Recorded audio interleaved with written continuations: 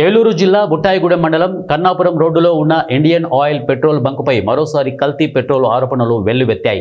శుక్రవారం మధ్యాహ్నం వాహనదారులు బంకు వద్ద నిరసనకు దిగారు.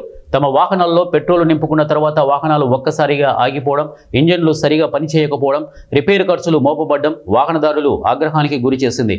ఈ నేపథ్యంలో ఆందోళనకు దిగిన ప్రజలు బంకుపై కఠిన చర్యలు తీసుకోవాలని కోరుతూ స్థానిక మండల తహసీల్దార్ కార్యాలయం ఎదుట కూడా నిరసన చేపట్టారు. చేయడం వల్ల శివాలయం వెనకాల ఉంది. ఇది మాకు దగ్గరలో అందుబాటులో ఉండడం వల్ల మేము ప్రతి బైక్ ఎక్కడే పెట్రోల్ కొట్టించుకునేవాళ్ళం.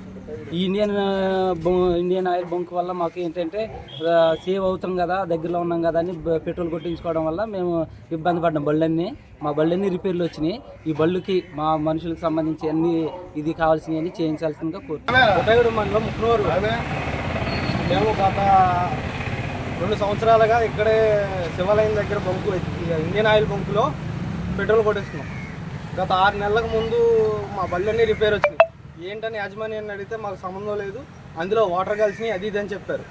బళ్ళు మేమే బాగు చేయించుకున్నాం, తప్పదని బాగు చేయించుకున్నాం.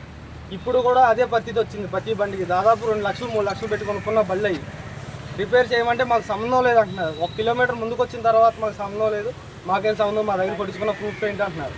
మా దగ్గర ఫోన్పే చేసిన హిస్టరీ ఉంది, వాళ్ళ దగ్గర సీసీ ఫుటేజ్ ఉంది.